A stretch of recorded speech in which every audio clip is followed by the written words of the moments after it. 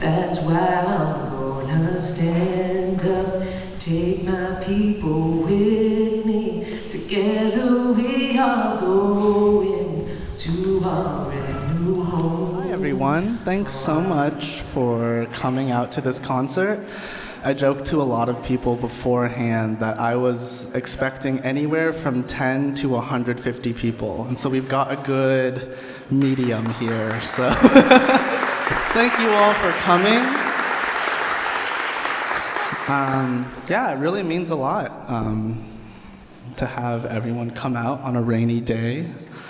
I know that I might not have come out on a rainy day, so it means even that much more. Yeah, so I've got a few prepared remarks to start us off, and it's like a bit of a longer version than what you see written in the program. But yeah, thank you all for coming to this Concert for Liberation. It's a crazy time, and it's a busy time. And I'm so grateful that you're all willing to spend an hour here to just be, because I personally find it very hard to figure out how to do that. Before we officially kick things off, I really want to thank everyone who contributed to making this event possible, from the performers here to the people doing sound and lighting, to filming the event, to booking the space, to getting the language and the programs approved, to making the beautiful art on the poster and the programs, to planning the reception after the event, to getting the ice cream for the reception after the event, and so many other things. I feel like I didn't do an official count, but there's at least like 70 people who have contributed in some small way, whether it was like liking a Signal message or it was like booking the room. So thank you to everyone, and thank you for everyone who's coming here to just make the energy what it is right now. Yeah.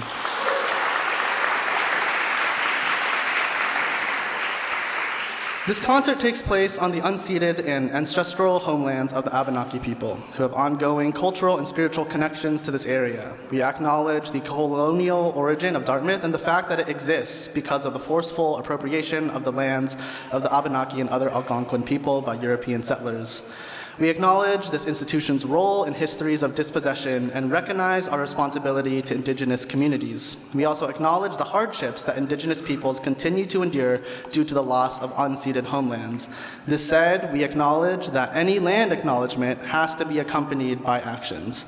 And so as we continue to reflect and engage in deep work and around holding identities as both colonized and colonizers, we hope those present today seek to learn more about the current and past stewards of the land where they live, work, or study, and thereby consider how to be in solidarity with Indigenous nations. This theme of land will be pretty constant throughout the program. For the past year, we've all borne witness to a live-streamed genocide, and I hate that even that phrase feels cliche. We've watched the death toll slowly rise to be well above 60,000 lives, with other estimates reaching over 100,000. This doesn't begin to address the bloodied bodies of children with lost limbs or the psychological toll of exterminated lineages. With Israel's total siege on Gaza, we're actively witnessing the starvation of an entire people. And all this on the backdrop of crises in the Congo and in Sudan.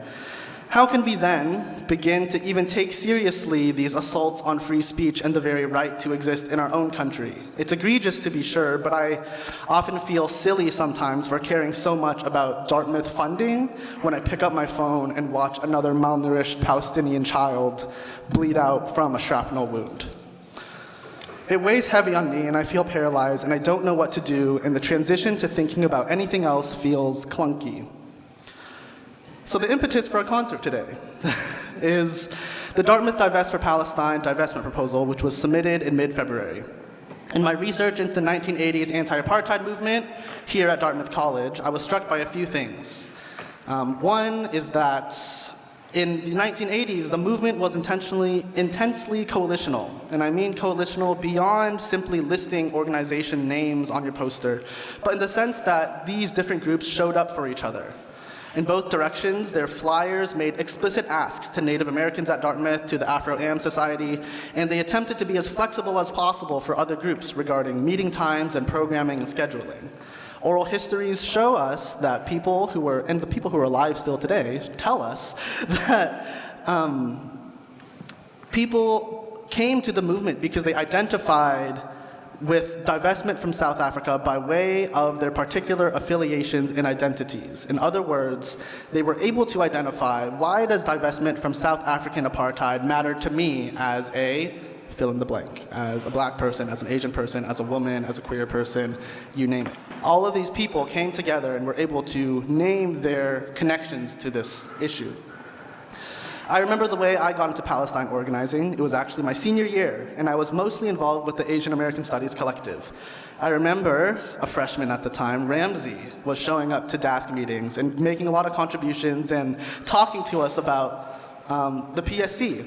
And I was thinking, if Ramsey's coming to DASC meetings, why aren't I going to PSC meetings? And so I attended the first meeting, attended the second one. I then attended a teach-in that Miko Peled was doing. And that's how I really realized, like, oh, fuck, shit's real. Like, stuff is bad. And that's the part of what I see as the crux of building movement power. How do we get people to see that all of these injustices are connected, whether by capitalism or racism or patriarchy or some industrial complex? As much as Dartmouth feels like a bubble, we don't live in isolation from the issues we study or witness on our phones. And a part of a duty to ourselves involves a duty to others.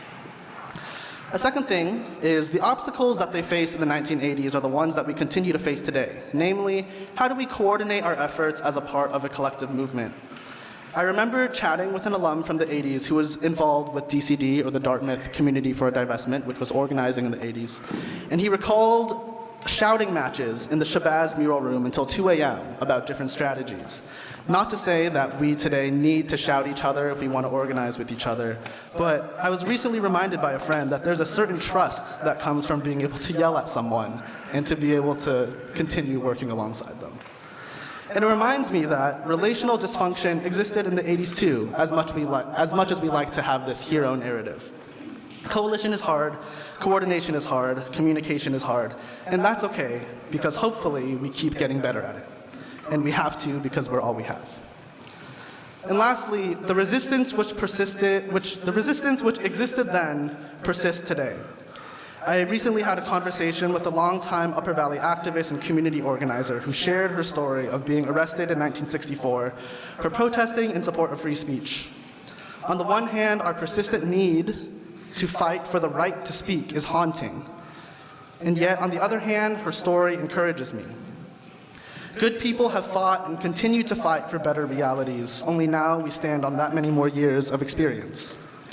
Coalitions have existed before, and yet Dartmouth has never seen an organized coalition of faculty, staff, students, alums, and community members who have mobilized to the extent that we have today. We organize not only out of care for each other, but also out of care for ourselves. We recognize we are not free until all of us are free. I hope for this concert to be a site of reflection upon our current moment, the lineages from which we sprout and how we spring forward into a better future. In other words, this concert is an exercise in how to be, because I'm not sure how to. As we get onto this program of artists, I invite us all to take a moment of silence. Breathe how you need, be as you need. My reflections are framed by these questions. What is apartheid? What is lineage? What is liberation? And how do I be?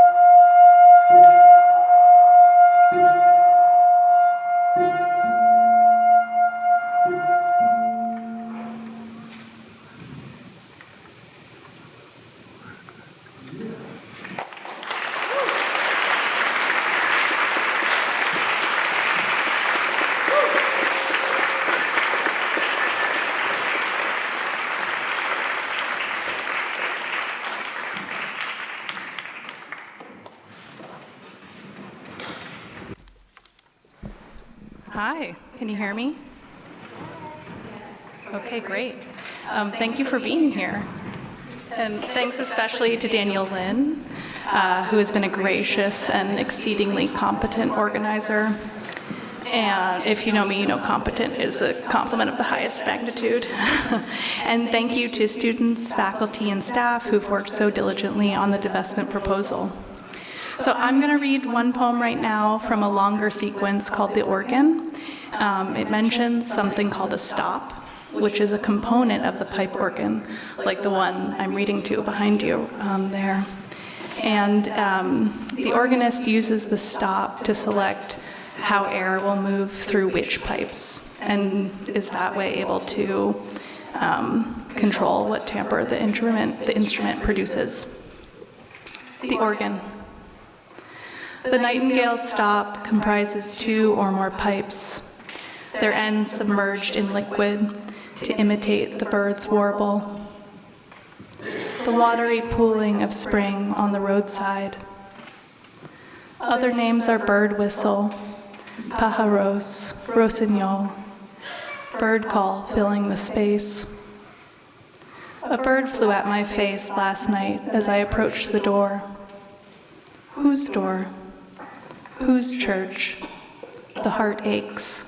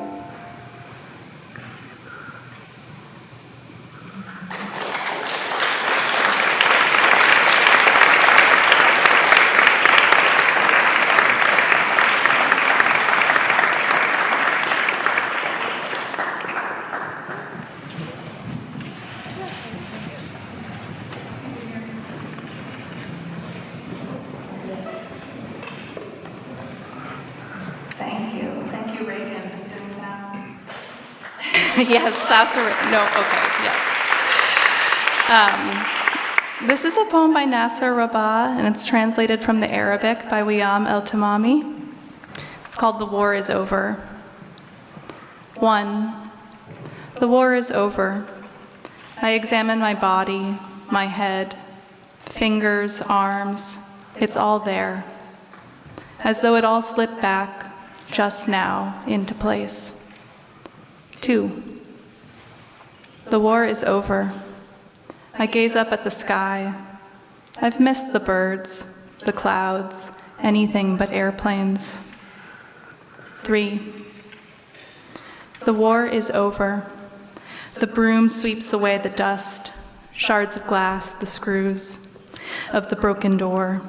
It sweeps away the stones of the smashed walls, splinters of gold-rimmed tea glasses, the frames of old family photographs, children's toys, the dinner plates, all swept away and heaped up somewhere in my heart. 4.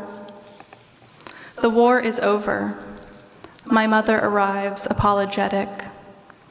There's nowhere to receive you, she says. The graves are filled to the brim. 5. The war is over. I shield my head with my hands and run. It's not raining or too sunny, and I'm not afraid. I've just become used to running this way. 6. The war is over. I take bread, a lot of bread, 1 loaf for each friend, and head to the graveyard. 7. The war is over. I think about going to sleep. My friends who have left on their journey all come back to spend the evening with me. Alone, I drink my tea. 8. The war is over. The children go back to their schools and find them inhabited by the displaced. The workers head back to the factory and find a pile of rubble in its wake. The doctors return to the hospital and find it riddled with disease. Everyone is afraid to go home for fear they will find it gone. 9. The war is over. The birds who have seen everything go on singing. The soldiers also continue to sing. 10. The war is over. The builders come. They build doors with archways. The ceilings are high.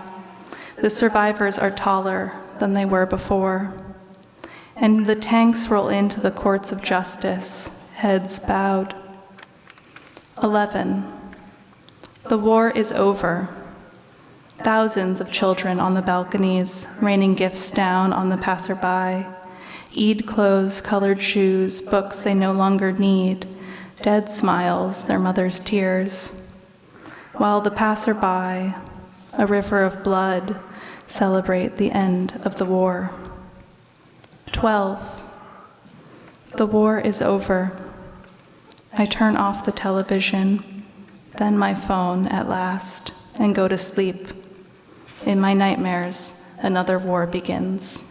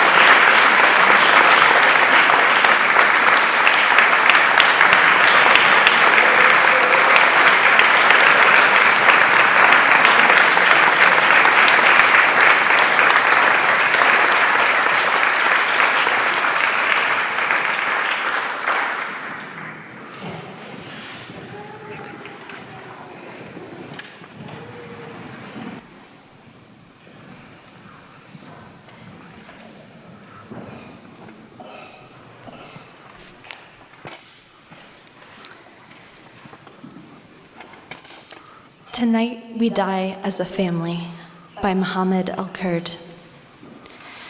At the hospital, the nurse is startled. A surprise visitor, her husband's corpse on a stretcher. He arrived in the backseat of a taxi, a makeshift hearse. There are not enough ambulances in Gaza and more than enough death. She is livid. Men never listen. I told you, wait till after my shift. I need to tend to the wounded first. I told you, tonight we die as a family. We were supposed to die as a family.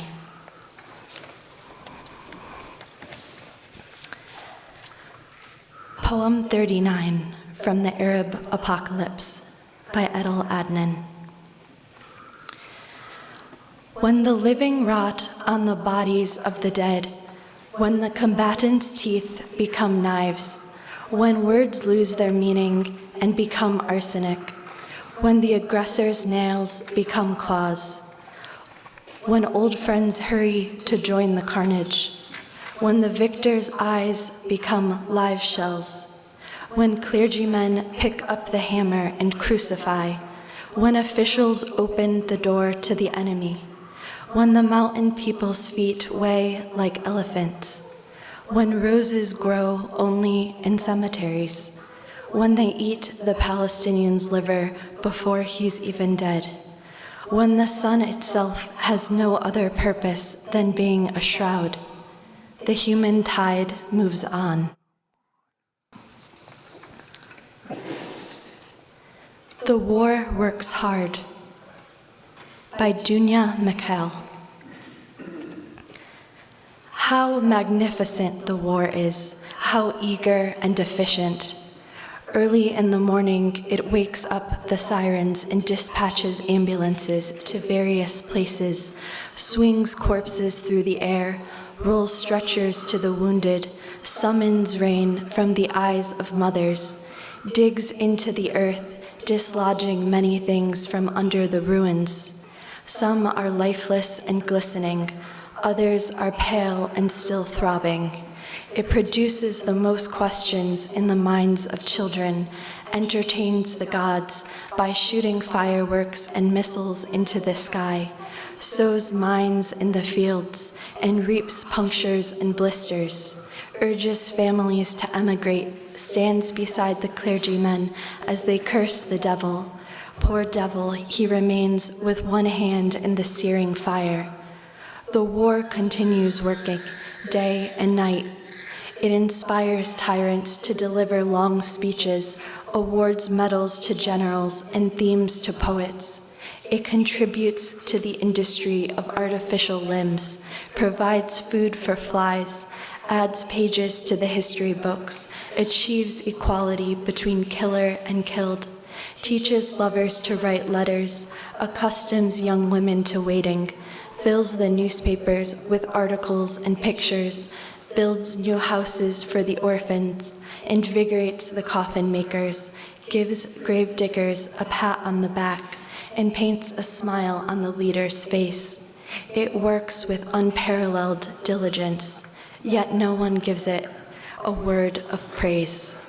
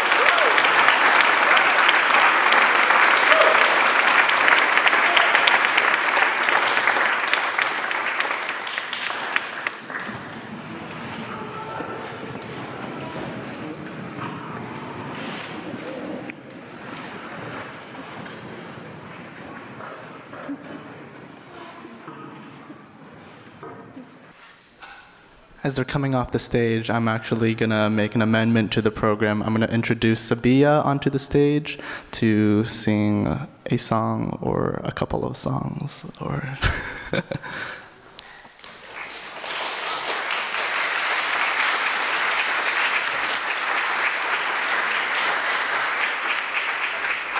do you need a stand at all?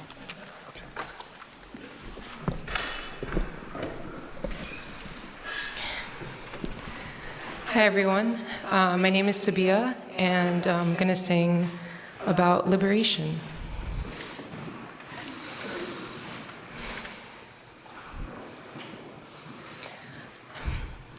I was born by the river in a little tent, oh, and just like the river I've been running ever since.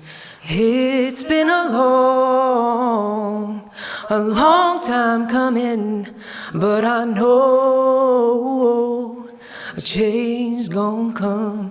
Oh, yes it will. It's been a long time coming, but I know a change gonna come. I can feel it in my bones. 'Cause I've been walking with my face turned to the sun, weight on my shoulders, a bullet in my gun. Oh, I got eyes in the back of my head, just in case I have to run. I do what I can while I can, when I can, for my people. And I'll fight with the strength that I got until I die. That's why I'm gonna stand up, take my people with me. Together we are going to our brand new home, far across the river. Do you hear freedom calling, calling me to answer? Gonna keep on keeping on. I can feel it in my bones. 'Cause early in the morning, before the sun begins to shine, we're gonna start moving towards that separating line. I'm running through muddy waters. You know I got a made up mind. And I don't mind if I lose any blood on the way to salvation. And I'll fight with the strength that I got until I die. That's why I'm gonna stand up, take my people with me. Together we are going to our brand new home, far across the river. Do you hear freedom calling, calling me to answer? Gonna keep on keeping on, 'cause a change is gonna come. Thank you.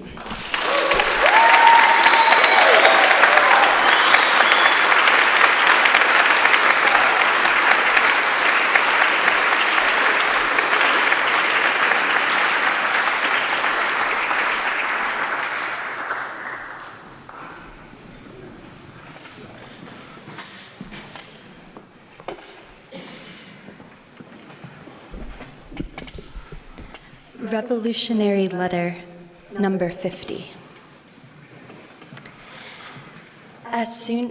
By Diane de Prima. As soon as we submit to a system based on causality, linear time, we submit again to the old values, plunge again into slavery. Be strong. We have the right to make the universe we dream. No need to fear science, groveling apology for things as they are. All power to joy, which will remake the world. 4, from Shapeshifter Poems by Lucille Clifton. The poem at the end of the world is the poem the little girl breathes into her pillow, the one she cannot tell, the one there is no one to hear. This poem is a political poem, is a war poem, is a universal poem, but is not about these things. This poem is about one human heart. This poem is the poem at the end of the world. There is still a reality that exists. The evil was here. American exceptionalism, the national consensus. American history distressing. America sees itself. What the mind feels, an inner space, eclipses the whole clutch. To remember is not to recall lamentation narratives of lost lives. Elegists remember too. Harrowing narratives haunt us, unforgettable images of the war. The gaze graceful, kicking, bolstering. We are invited. Posing makes us spectators too. Sanctuary argued that conscience calling is not rare. Indeed, the very first acknowledgement consisting Plato puts reason, there you are, reason and desire. Surely the undertow of this despised impulse must also imply incident, array, shock. There is still a reality that exists, yelling, not neutral. Two bodies would have objected to designate heartlessness sacred, the antithesis belly engulfed, the war makers terrifying, take no note, struck down, stimulated. I continue conversations.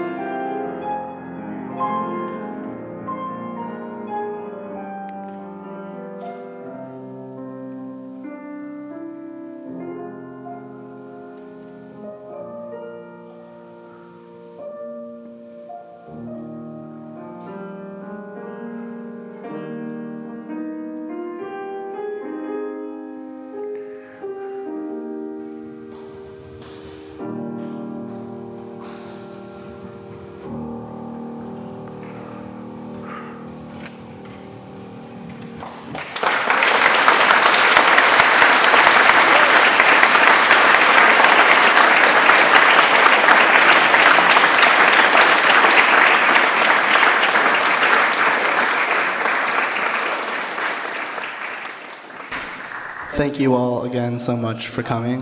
And that's it for our program today. I want to invite everyone to Sudikoff Hall 007 for free ice cream afterwards.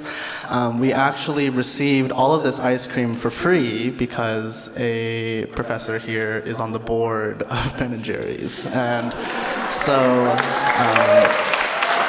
but on that note, we don't have the QR code listed anywhere, but there is an Action Network petition in support of Ben & Jerry's, basically because of a lot of their Palestine activism. People on the board and the company itself is facing a lot of backlash. People are receiving threats who are on the board, and so I don't have the link located anywhere on here, but if you just Google like Ben & Jerry's, Action Network, Unilever petition, you should be able to find it. I would encourage everyone to sign on to that, and also to sign on to the divestment proposal that is located on the back of the program. Last time I checked, we were just approaching 500 signatures, and the bureaucratic processes of this college are quite frustrating, but one of the criteria for passing divestment is consensus. However, among alum, students, and faculty, however vague that might be, I think it is still a worthy effort to try to demonstrate that. And so if everyone in this room were to like share this petition with 5 of their friends, that is easily another 250 probably signatures, you know? So if everyone were able to go to that link, divest4palestine, the number 4.com, and sign on to that, you can read it too. I think it's a very, well, if I don't say so myself, a well-researched and well-written proposal. But yeah, let's give one more round of applause for everyone who performed today. And give a round of applause for yourself for coming out and being here. Thank you so much for coming. Have a great night.